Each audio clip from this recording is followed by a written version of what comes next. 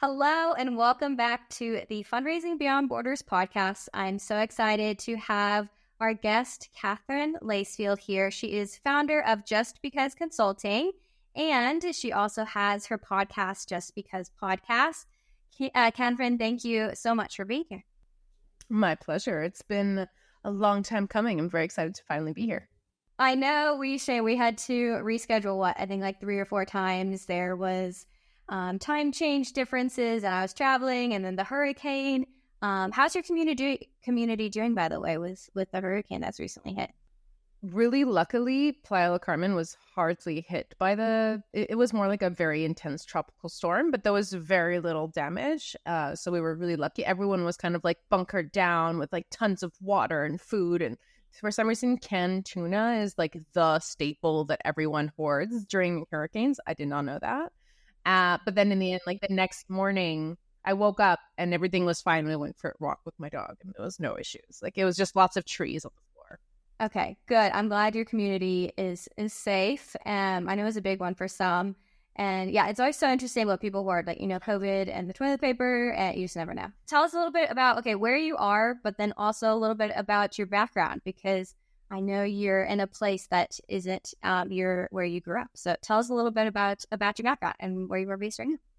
Yes. So I'm actually living, as I just mentioned, in Playa del Carmen, so in Mexico. I've been here for 2.5 years, but I'm originally from Montreal, Canada. My love of Latin America goes back many, many years. Let's say at least 18 years ago, where I started learning about the history of Peru, and I just fell in love with Aztec culture and understanding all the differences of the history there. And I went to Peru for a month to do some humanitarian work, and I just fell in love with wanting to live in Latin America. So 18 years later, with my husband, we decided to finally make the jump and move to Mexico.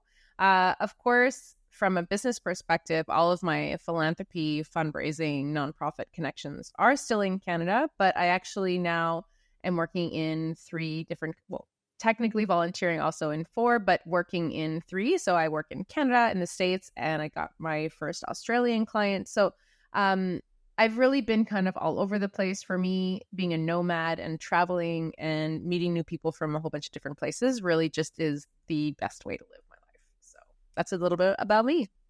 I love it. I mean, we share so many similar passions for that. Travel, meeting new cultures, understanding, learning, listening. I think that's kind of like what a lot of our similar values in even our company. So it's not even just, the personal side of things too, but when you're having that, working with international clients, it's just so amazing having that opportunity to learn about new cultures, listen, understand.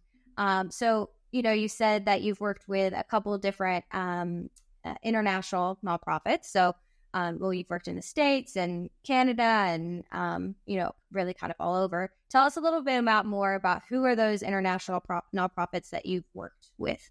Yeah, so for sure, the biggest one I would say that was also working internationally, so they had to deal with many different cultural differences, was Le CECI, which is the Center of, I have it in French in my head, Centre d'études de coopération internationale. So it's basically the International Cooperation Center in Canada, but they worked in, I don't even know how many different countries around the world. And my mandate was really to help them develop a strategy of how to increase their funding.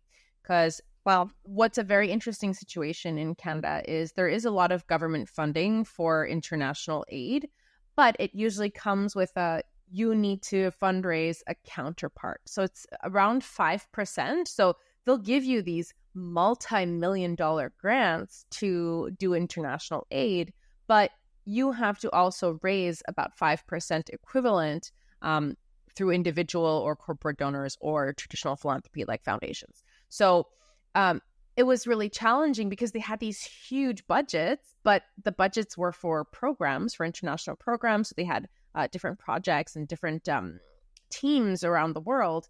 But from a fundraising perspective, it was this tiny team of 2 people that had to raise relatively like big sums for them. And I don't know if that's the case everywhere, and I'd love to hear your thoughts about this, Morgan, but international aid has become, I feel, less and less of a popular cause given the moving away of religion. So before, religious entities used to be a really big funder of international aid, but unless there's an emergency, like a hurricane or Right. an earthquake or a tsunami, like those things will mobilize a lot of people for international aid. But international development of really investing in a country and building up their economic resiliency, for example, or their possibility of facing climate change is not as sexy as a cause as I believe it used to be back in the day. And there's also all these issues around equity and how to not be this white savior complex of wanting to say that. So there's a lot of like politics around international aid that has really changed the landscape for fundraising. So when I was working with them, these are kind of all of the different factors that we had to think about when developing their fundraising structure. And it was really interesting to think about, is it just fundraising in Canada that we should focus on, so towards people in the country, or should we also be developing the local organizations and local teams' capacity to fundraise themselves for their own projects? So those are kind of some of the things that came up during one of those projects that I thought was really different compared to a more local or national organization. No, that's so cool. I totally agree with you in a sense of it's changing. It is changing. And I really think it hones in on the importance of diversifying your income. You know, I've seen so many international nonprofits the last 3-4 years been so heavily reliant on government grants, and it's shifting. And so how can we diversify that income? But I love what you're saying too, is like, how can we look specifically into the local context of building up a team there and fundraising within local teams? But that, you know, that's so interesting because it brings up so many interesting points of, I mean, you're an international nonprofit, so there's going to be cultural differences. So I want to talk about in a second too about like individual fundraising strategies and what you did locally with each kind of country. But let's like first focus on like cultural differences. So like, how did you kind of hone in on a strategy thinking about each culture?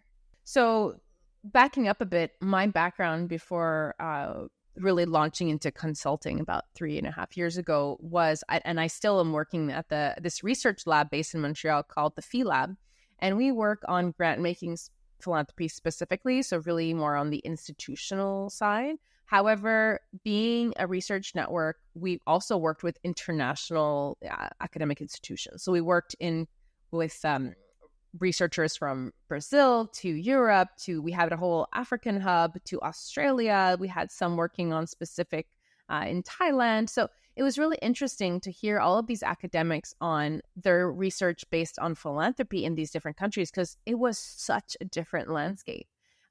Even just within Canada, if we think about it, like there's many different cultures, even in one country. And the big difference is this language divide between Quebec and the rest of Canada.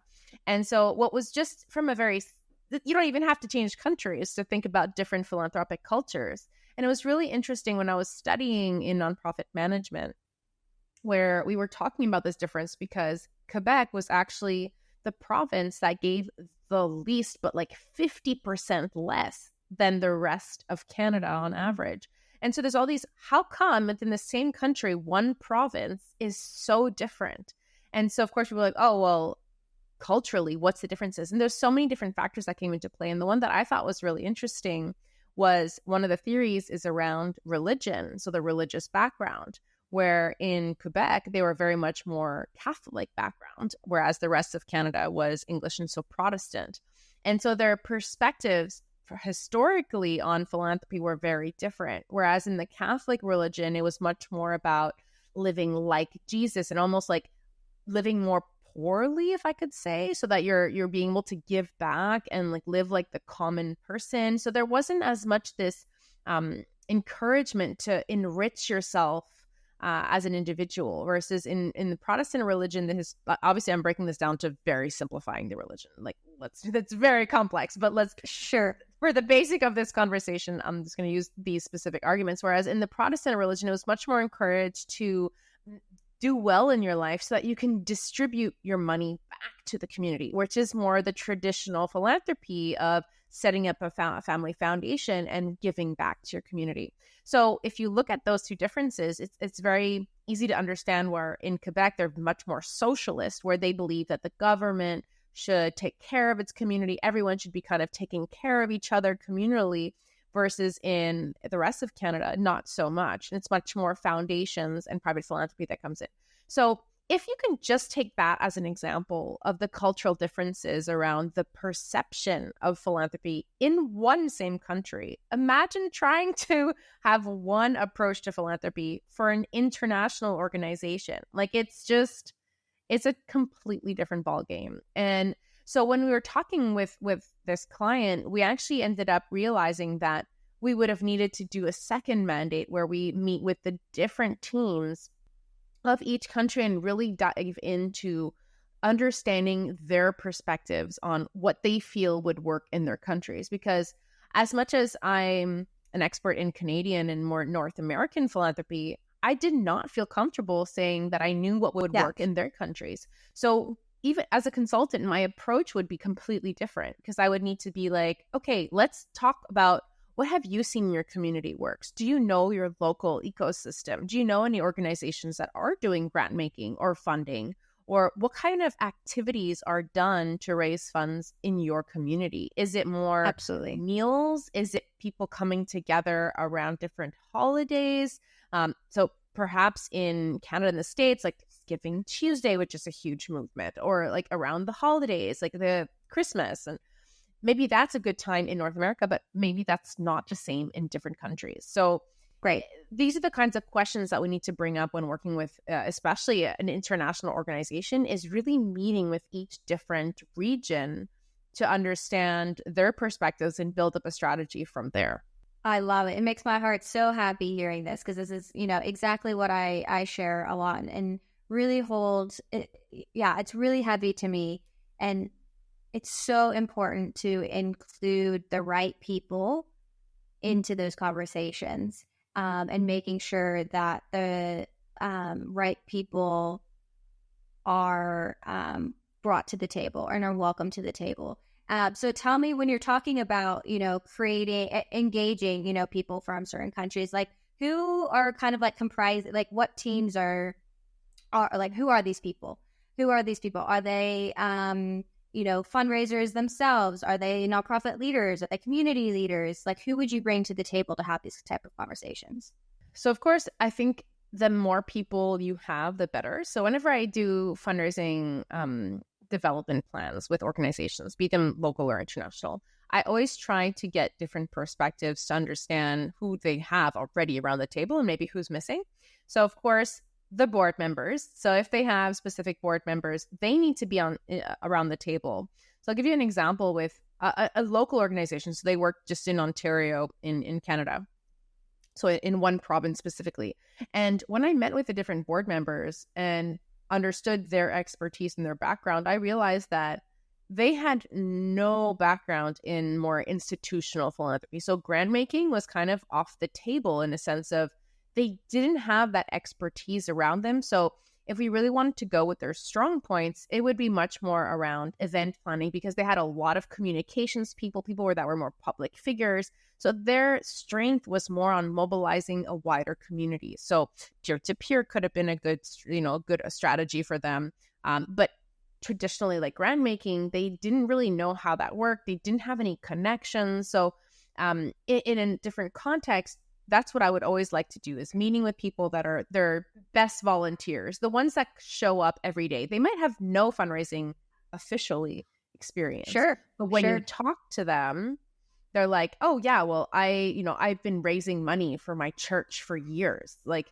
people don't necessarily think of themselves as fundraisers when they've been actually doing fundraising for a very long time. Right. Or like, oh yeah, I'm involved in the parent school organization. I've been raising and mobilizing the kids to like sell chocolates and sell coffee for their school trips. Like, as much as it seems so small, this is the same skills that need to be applied to larger scale fundraising.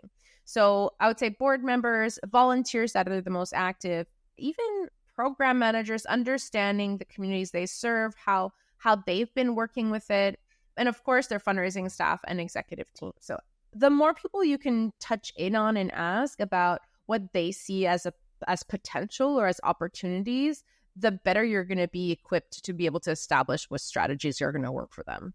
Great. One of my favorite things doing, when I'm also doing development plans, is talking to donors, because you can find out so much great history and understanding too of and making sure it's a variety of donors. So call that donor that gave $10. Doesn't have to be thousands of dollars. Call that one donor that gave $10 and understanding that too. So, and again, I don't know if you saw any trends per country, but you were able to work with a couple different countries. Did you see anything that was really stood out per country that you wanted to share? But I'm sure it's still, again, it's relevant per community. You can kind of break it down to that. But did you see any different trends per country? I would say that it's more like, I don't know if I would be able to identify specific, but I can do one example with here in Mexico versus in Canada, for example. Sure. Where we actually had this local impact up organizing. I don't know if you've heard about it from the We Are for Good podcast, that they launched this impact uprising around the world. So I was hosting the Playa del Carmen local meetup. And we had this organization that their whole program was around supporting families with children who have cancer. And what they were telling me is that a lot of the community members were very reticent to get involved in any type of fundraising support, which has not been the case for what I've seen in, let's say, in Canada or in the States, where people are very open to giving back to an organization that has supported them in the past. So this was a big, when I heard that, and he was like, yeah, all we're asking to do is sell these little like raffle tickets. Like, we've been paying for all of their kids, like treatment, for like food, for support. And they felt really like there wasn't this gratitude or appreciation. And then again, I have to think about, okay, but maybe they don't have the bandwidth. They're already going through so much. But when I talk to organizations, similar organizations in Canada, that wasn't the same reality. So when I talk to different people here around what's the culture in Mexico, it's just that it hasn't been developed. It's still very new in that sense of the more Americanized North American perspective around fundraising.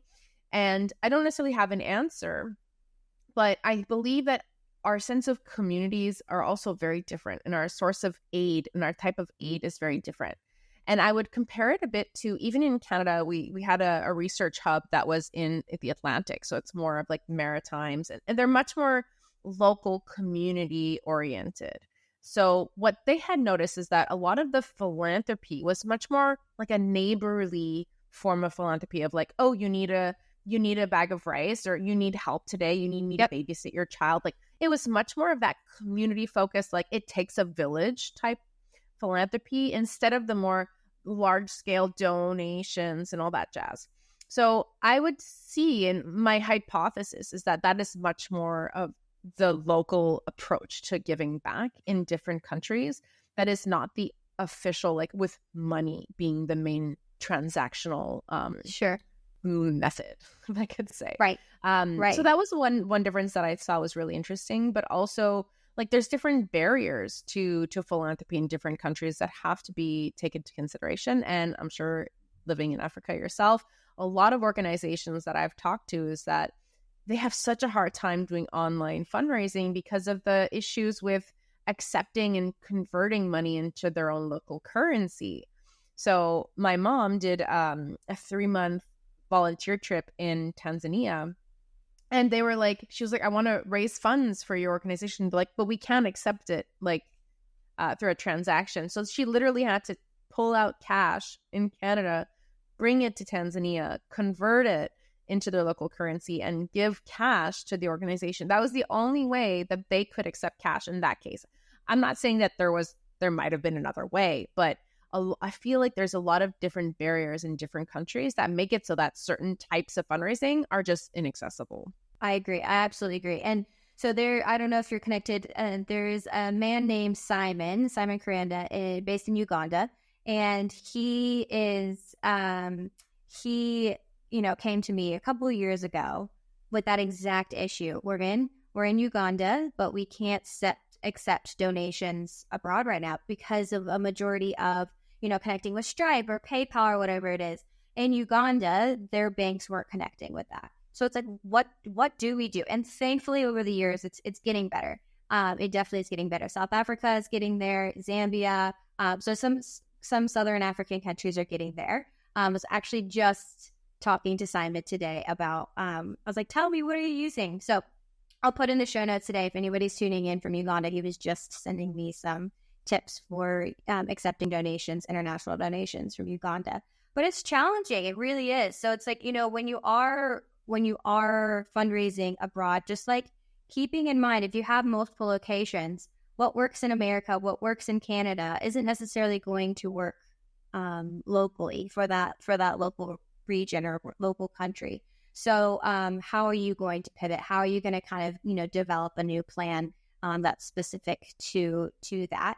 But I do want to touch on too, Katherine, I know that we both have such a huge passion for peer-to-peer fundraising because we have seen it works, especially with international nonprofits, because like we were just talking right before this, you don't need a huge donor list. You don't have to have all these donors to engage them for a campaign. It takes only a certain amount of ambassadors or really, really crucial people to kind of spread the message, mobilize their network to bring in some new donors for your nonprofit. So tell me a little bit more about how you have seen peer-to-peer be successful with just fundraising or international nonprofits as well. So from my perspective, what I love about peer-to-peer is that, like you said, you don't need to have thousands of donors on your list for it to be successful versus, let's say, an email campaign. Email campaigns, you need the numbers because we know that the conversion rates are usually around maybe 5 to 10% if you're lucky. So you need really a huge network of people for it to make sense and to have a big amount. But what's important about peer-to-peer is that you're mobilizing not just your donors, but also your wider team to start fundraising for you. So you're mobilizing what we often refer to as ambassadors. So even if you have a small list of donors that have been giving to you for a couple of years, they're loyal, even if there is only 20 of them, instead of asking them directly for money, ask them if they would like to participate in your campaign as an ambassador. So that way, I think it really builds up a strong relationship with your donor where you're able to have conversations with them that are outside of the traditional ask. And you're also probably going to be able to convert let's say they were making $1,000 a year donation, but maybe you're going to say, I would like you to help us raise $5,000 within your network. It might for them be like, oh, that's easy. I have a couple good friends. I'll do this. I'll do that. And what I think is really important about the international aspect is that depending on where these people are in the world, they will themselves adopt fundraising strategies that make sense to their community. So, for instance, when I've done this, like myself, to help different organizations, I always end up being the sucker who helps all of my clients as much as possible.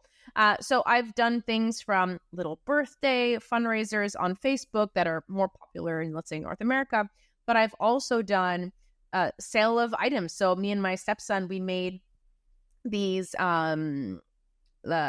ornaments for the Christmas tree that were all made of recycled materials. So it didn't cost us anything really to make them. It was just time. And then at our Christmas dinner with our family, we just sold it to all of our friends and family at the event. And we made $250. I'm not saying this was like a huge moneymaker, but for a 6-year-old at the time, like he was very proud. I was very proud of him. So it's so meaningful.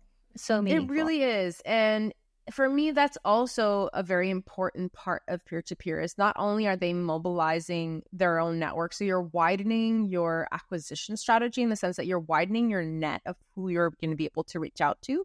Because it's not just your immediate network, but it's their extending networks. And as we know, like that'll just multiply and can expand quite large. But what was really interesting for me is that those ambassadors are also going to understand the challenges of fundraising, and they'll be able to put themselves more in your shoes of when you do fundraising, of how challenging it can be to get some people to say yes sometimes, and how many people you need to reach out to get those yeses. And so I feel it also is a great education and training for people to understand how fundraising works and to be more understanding of the nonprofit situations. And so when there is a call to action, I think that it does encourage them to give without needing to be asked, because they can see the challenge and the energy that it can take sometimes to do fundraising. The second advantage, I would say, or the strategy for especially international fundraising, is reaching out to the diaspora. So, of course, if you're, let's say, fundraising in Uganda or fundraising in Tanzania, like I was, if you have people that you know in your network that are living abroad and that have built or are big members in their communities wherever they are of that country, like the Haitian community is really strong in Montreal. So if you're doing a fundraiser for Haiti, reach out to those communities in wherever you have some form of contacts to be like, hey, we're raising funds for this project in this country. That is a great way of kind of bridging the gap between international, but also still a feeling of local. Oh, I understand our culture. We're going to do this type of fundraising because that's what we would have done back home. So understanding that, reaching out to the right people and mobilizing them, not to ask for donations, but to ask them to fundraise for you, just makes it so that there's a lot less pressure also on the organization to do all of the fundraising miles. So that's why I love about peer-to-peer. And I don't know what your perspective is on that, but. No, I mean, straight on. This is exactly what I preach, and I love it. I was talking yesterday with one of my former clients. We launched a peer-to-peer campaign, and they were so happy with the results. They said what they were just going on about, we would never be able to raise that much with a single email campaign. And again, they brought in and mobilized a lot of new donors. But we were also talking about the different types of ambassadors that they were bringing on. And we were talking about how, they have, they're a food pantry. So they have a lot of manpower when it comes to volunteers. So a lot of volunteers come in and give back their time and their literal physical manpower to help in the food pantry. And a majority of those volunteers did not want to become ambassadors. But we were talking about, because they already give their time, and that's the way they like to give their time. But we were talking about that they are really looking forward to now in the future communicating, you can volunteer as an ambassador. So not only can you, volunteer your manpower, but that doesn't work for everybody. But in the future now, they can properly communicate that you can be an ambassador and you can, raise funds. Maybe you can't donate $500 right now personally, but they still want to reach out to their family and friends. And we're also talking about, too, with another client, is they have a lot of, they're connected with a lot of volunteers that are around, 18 to 22. And oftentimes they don't have, the cash to hand over or a large sum, but they still want to give back. And how they want to give back is becoming ambassadors. So it's just making sure that your community and is aware of this opportunity, because sometimes I hear, my community doesn't want to do that because they don't know how to do it, or it doesn't interest them because they don't want to ask their family and friends. A, you don't know that. And then B, sometimes it's just about the education, like what you were talking about, is just educating your community on how to do it and what that actually means. And you'll be surprised how many people want to get involved in that way. I completely agree. I think a lot of people assume that because they don't like reaching out to their family, that everyone else doesn't either. And I'm like, so then explain all of the successful peer-to-peer campaigns, please. And it's also about listening to your community, of finding what format works for them. If it's more of a challenge thing, like there's so many other that's like, raise funds so that I can, if you reach a certain objective, I'll do this crazy thing. I'll jump into a frozen lake, or I'll hike this mountain, or I'll run 20 kilometers or miles, whatever. So it's about finding, based on your donor personas or based on different segments of your volunteers, the elderly versus your young generations will have different ways of wanting to get involved. And that's where it becomes really fun, of finding different strategies based on who you're going to be approaching. So one of the things that I love doing with my clients is establishing these donor personas of, like, you have the little youngins that are going to be the ones that are going to share and be more like the influencers, if I could say, that will be the ones sharing your campaign on social media and making a buzz around it and taking all those selfies of them participating with their branded stuff. And then you'll have maybe older folks that are just going to become donors. You have to understand that all of these different people play different roles, even within a peer-to-peer campaign. And I love what you said about like the different types of ambassadors. And there's actually, I would say like 5 big categories of different types of participants in a peer-to-peer campaign. So you have your typical ambassadors that are going to go and fundraise for you in their communities. You can also have the influencers, where not just the young people, but actual influencers that can not necessarily be raising their funds for you. Like they won't necessarily have an objective themselves, but they can act as propellers of pushing your campaign onto a wider audience, so that their objective is just to get the word out. Because the more people will see your campaign through different people, once they will get solicited by someone, they're much more likely to give, oh yeah, I saw that on what's his name's like Instagram or TikTok. Right. And so it's all about the social proof. All about the social proof. The more people are talking about it, even if like you don't know them, it even shows proof of like, oh, this is a huge campaign, I have to get involved. And a third one can also be like a mobilizer donation. So it doesn't have to be a huge major gift, but someone who can make a significant gift to your campaign can be used as a way of mobilizing and kind of like throwing some oil on that fire. So let's say if you're trying to raise 20,000 or, 50,000, but someone can make a $2,000 donation. That's not necessarily huge, but it's still very significant. You can use that and use their story of like, why are you deciding to give, as kind of an instigator to get people to donate. Then there's also matching gifts, where if you can find a corporation or a foundation to make a gift that will be able to be matched with all of the other donations, that's a great way of showcasing how your gift is really important in this campaign because it's being doubled. So these are the 4 main ones. And then, of course, there's the people that are just going to be your donors. So when you think about those 5 different categories, you realize that everyone kind of can get involved at their level. You don't want to be an ambassador. What about being sharing it on social media as much as possible, or just making a donation to the campaign? Oh, I don't want to ask my family, but I'll just give you $100.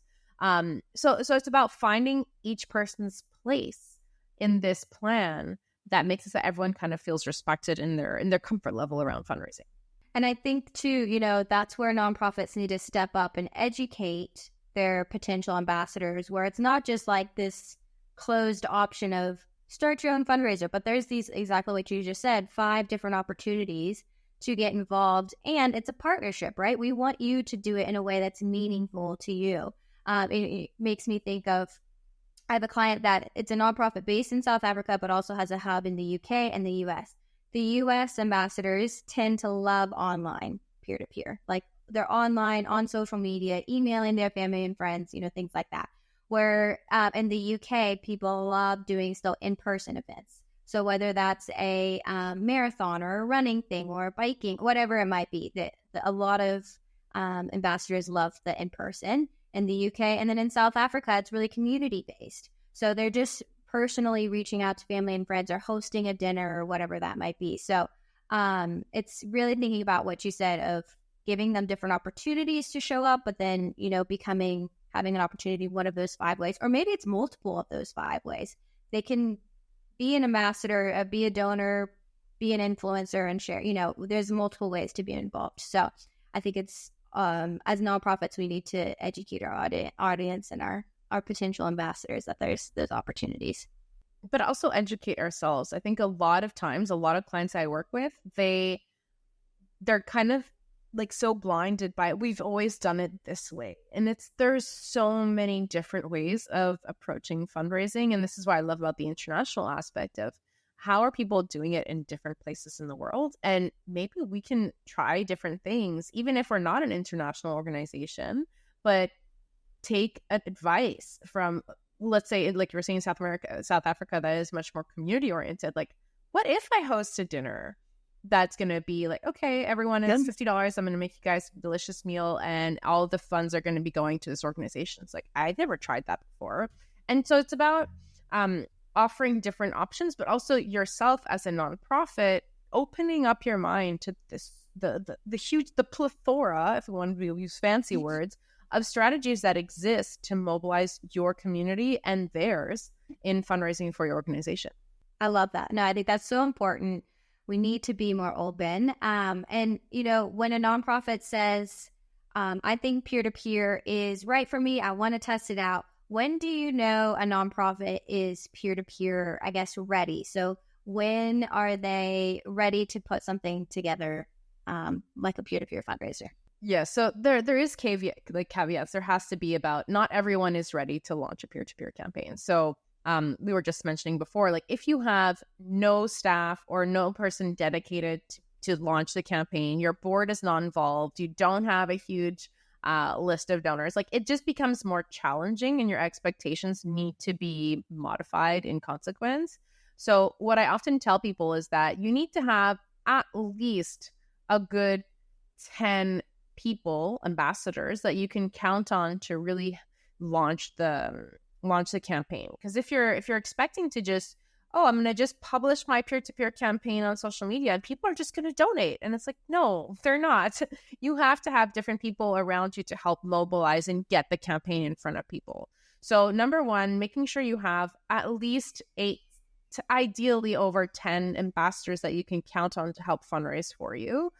Number two, understanding that it's going to take energy and work to do the marketing and communications. You need to remind people, I'm about to do this. Don't forget, like you can't just ask once and say, oh, well, they didn't answer, so I'm not going to ask again. No, people need to hear the same message multiple times before donating to an organization. So there is effort that you're going to need to build into that, and having a dedicated touch person that will be in charge of making sure the ambassadors are, okay, do you have any questions? What are your resources? Understanding also or building up the tools, like you said, to support your ambassadors. You need to be able to give them the tools of, okay, you're doing this type of fundraising. Here's some key messages. Here's some template posts or emails that you can send out to your family. So equipping your ambassadors so that you make it as easy as possible and frictionless for them to reach out to their family members will ensure more success in your campaign. The other thing that I would say is that, of course, you don't need to have a big list of donors, but of course, the more people you can mobilize to support the campaign, the more likely you are to succeed.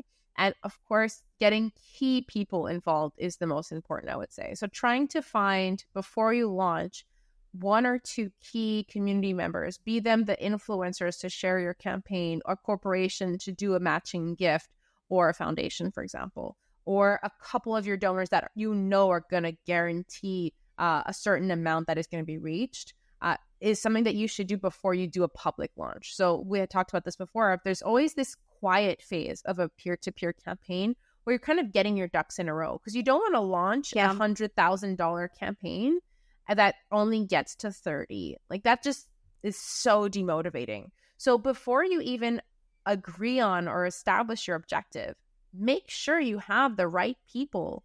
You have a list of prospects that you could realistically reach that 30K or that 100K. Yes. So that's where you have to prepare. So it's not just like, oh, let's launch it next week. No, I usually recommend, and I have a plan that I can, share. We'll talk about this later, but of at least an 8-week window before you do a public launch of your peer-to-peer campaign. And also a very important thing that most organizations forget is, what are you going to do after with these donors that you just mobilized? Yes. How are you going to retain them? Because that's a big thing with peer-to-peer that people don't think about or don't talk about, the retention of these donors. They gave because their family members asked them to. They don't have an immediate loyalty to your organization. They have a loyalty to the ambassador. So your responsibility as a nonprofit is building that relationship with them so that that loyalty is converted to you. So that it takes time. So it is, those would be my things to keep in mind before you launch a campaign to make sure that it's successful. No, those are so good. Really good ideas. And I mean, I can't preach it enough how important it is to have a retention plan. So, or not even a retention plan, but a donor engagement, a stewardship plan. So how are you going to welcome them into your community? How are you going to educate them? How are you going to storytell and show the impact of your organization post donation? So, because you just worked so hard to get them there, let's keep them there. So don't forget about that. It's so crucial for a successful peer-to-peer fundraiser. Katherine, this was such great information. I think we could go on and on and on. Just kind of some final thoughts. What kind of key advice would you offer to nonprofit leaders who are just kind of starting to navigate international fundraising? Anything of, where to start, what to keep in mind, just some last advice or final thoughts on those who are just starting to navigate international fundraising?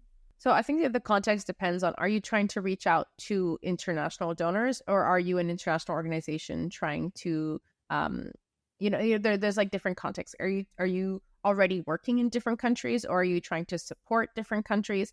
But number one is understanding wherever you want to do the work, understanding their philanthropic culture, do they have an AFP in that region, like a Association of Fundraising Professionals?